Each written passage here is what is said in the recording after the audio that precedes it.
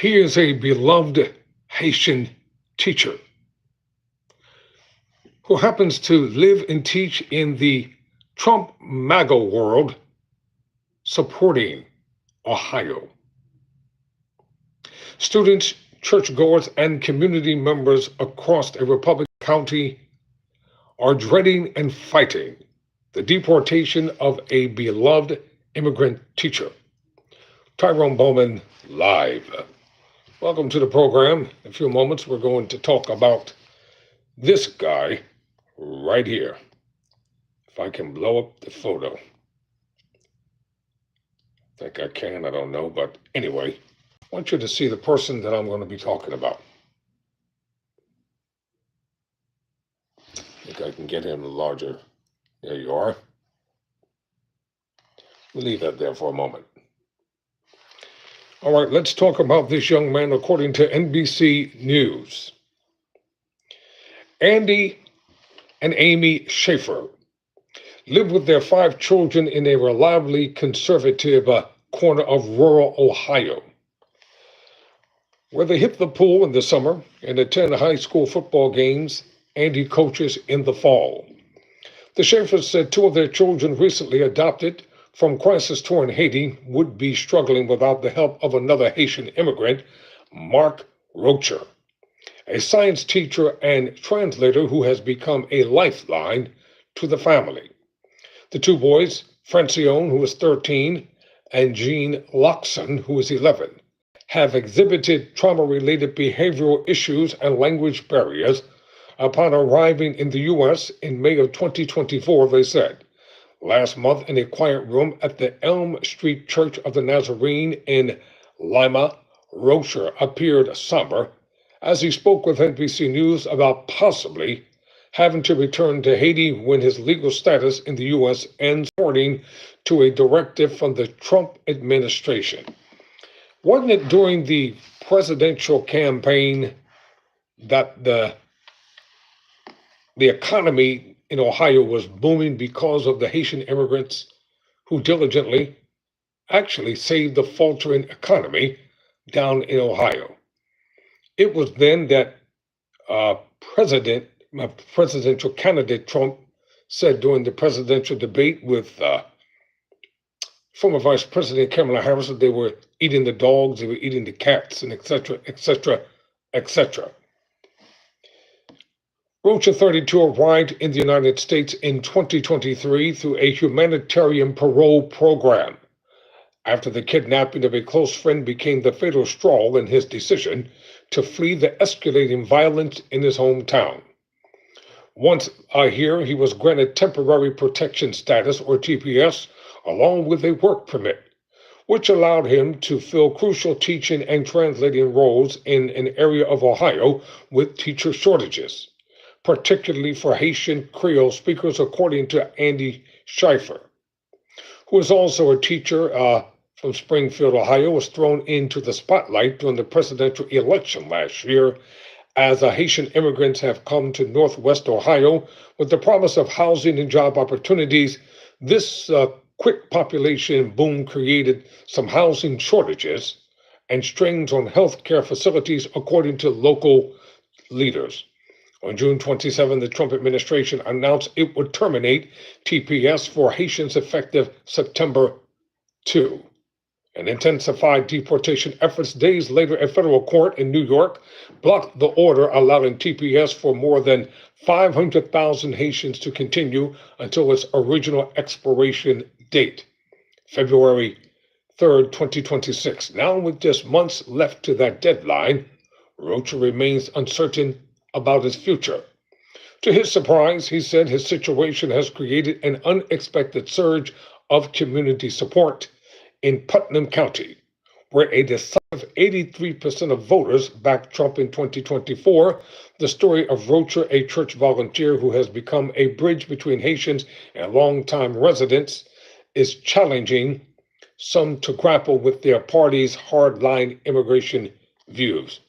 Well, why would they be grappling and talking about his immigrant views when he told you clearly during the presidential campaign that there was going to be a mass deportation effort underway, the likes that you've never seen before. So why is it shocking to see that this president is doing exactly what he said? And Haitians were always going to be deported. It was just a matter of time because they were a focal point of the presidential campaign. They were used as poster uh, people to make it seem like they were the reason why the immigration situation has occurred. Isn't it ironic that the so-called refugees who were welcomed from South Africa into America several months ago under the guise of racial discrimination against them when they've never been discriminated in South Africa whatsoever? You know, many times we have to sit down and think before we react and make decisions. And this is the reason why a lot of individuals don't really understand the decisions that they make have lasting impacts. Now, let me get back to the story. Back in Haiti, gang violence has taken over Port-au-Prince, the capital, since the assassination of its president in 2021 left the country without a firm government. 4 years in, gangs now control about 90% of the region, with 1.3 million people homeless and pushing toward famine. According to the United Nations, while the Schaefers did not want to disclose details of the boys' tumultuous time in Haiti, they said it's clear the children are still dealing with the effects of trauma. When the kids first arrived in Columbus Grove, the Schaefers sought the help of Jonathan Berkeley, pastor of Elm Street Church of the Nazarene, who connected them with Rocher, who was volunteering at the church. Mark had no idea who we were, but he dropped everything and came over, Andy Schaefer said, adding that Rocher's involvement was a game changer, drastically improving communication and significantly reducing the boys' anxiety and emotional struggles. The transition to school initially presented a new challenge for the children, who were entering a predominantly white school district with no Haitian Creole speaking staff until the school hired Rocher as their tutor. Well, that'll do it right there. Mark's been a godsend both for the school and for the two Schaefer boys, Columbus Grove School Superintendent Nick Verhoef said. In a regular school year, Rocher typically starts his mornings teaching math and reading in English to Francione and Jean Luxon. In the afternoon, he tutors at a significantly larger district, Lama City Schools, located 30 miles away. Here's a photo of Francione, who was 13, as he thumb wrestles with Rocher and Andy Schaefer. Let me see if I can blow that up. Can I? I don't care. I'm just going to show it anyway. So you see what the problem is already. It's crystal clear as to what's going on here. Many have become invested in Mark's story through the Schaefers, who are vocal about the powerful role he played in their adopted boy's life. Once Robert's TPS became uncertain and then terminated, Andy Schaefer said a lot of people in Columbus Grove started to show concern. When you actually show a face to a situation, it's a lot different than hearing it on the news, he said. You know why it's a lot different than hearing it on the news? Because the news is sensationalism, owned, bought, and paid for by the controlling parties. And so therefore, when they report a story, it's always slanted. It's always billed to be larger than life. And that's why it's important to have independent media, because we are going to cut through the garbage and the trash and tell it just the way it is.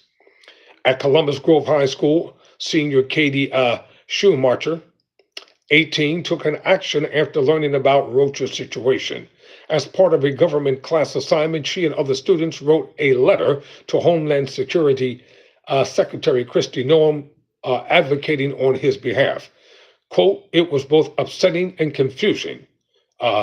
Shoemaker told NBC News he's doing such great work with the boys.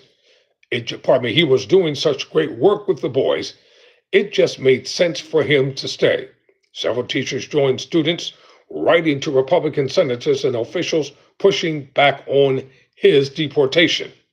For many locals, Rocha's case cast a light on the complexities of immigration policy. People ask, why don't you just apply for citizenship? And can't you just buy your own citizenship, Rocha said. They're trying to help, but they don't really know what it takes. They don't really know about immigration.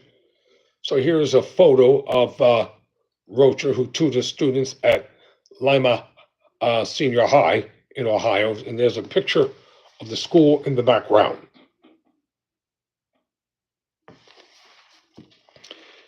With Rocha's TPS nearing expiration, Verhoff said Columbus Grove schools are working with attorneys to sponsor Rocha for an H-1B visa, exploring ways he could serve multiple districts.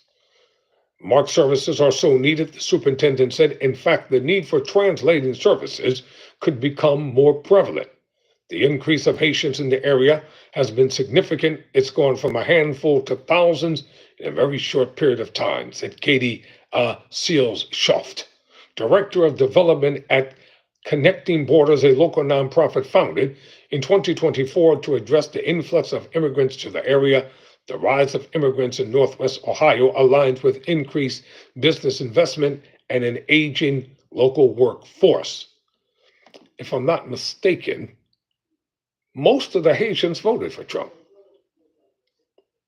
They didn't vote for Kamala Harris. They voted overwhelmingly for him in the 2016 election as well.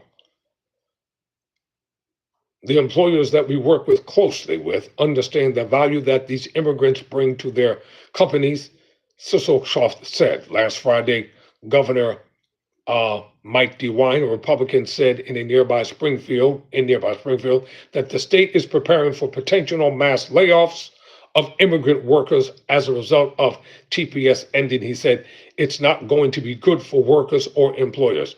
Guess what, Governor? You voted for the man in the White House. So why are you complaining now? You can't have it both ways. You voted for the detriment of the destruction of your own economy. You voted for the detriment of important essential workers who essentially came and took a bankrupt backwood town and caused it to flourish, grow, and prosper. And now you want to complain? What hypocrisy. Beyond economic measures, Berkeley said church attendance from the Haitian congregation has dropped significantly in the last few months. Many feel so discouraged by the probable end to their legal status in the country that they cannot muster the energy to worship in church, he said. Regardless, he said, we will keep welcoming immigrants. I believe that sanctuary is actually an important value, Berkey said. Other churchgoers have voiced their opposition to welcoming immigrants. One since deleted comments about many hostile responses to a Facebook post advertising Haitian Creole translation said, I don't understand why you're catering to these people. They're all illegal and they should be deported. Well, let me holler back at you. What do you think the first settlers who came from England were? They were immigrants. Every nationality who migrated from the original homeland were immigrants when they came to this country. And isn't it ironic? After these black men and women have done the hard work and caused your economy to start booming and growing and prospering, now you want to talk about them like they're nothing. See, that's the problem. People think that black people won't speak up for black people, and that's just a misnomer. No matter where my people come from Haitian, Jamaica, Haiti, Barbados, or you all love your people, I love my people. Berkey said that while those comments do not represent everyone in the community, they do reflect lingering people that you see, or extending their hand rather, in my opinion, understand their identity. No, it does not. Not true. I'm just every time I see some lies being printed, I'm going to point them out. That is not true. The overwhelming majority of white, racist, bigoted evangelicals are Republicans. And they want to cram the Bible down the throats of black people in an attempt to try to control us and manipulate us and try to make us be what they want us to be. And then try to destroy us on the other hand. He pointed to instances where Haitian church members have hosted and cooked dinners for the church's wider community as signs of incremental progress and a shift in tone. You all have all of this staunch Republican men feasting at the tables of Haitians like that's the kingdom of God, he said. And that's what changes people's hearts. Verhoff said Rocha's influence, and I'm not going to stop, who unfortunately followed the verbiage, it says.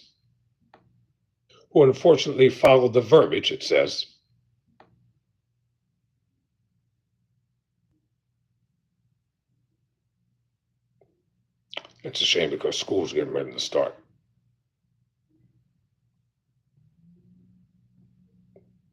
With school of it.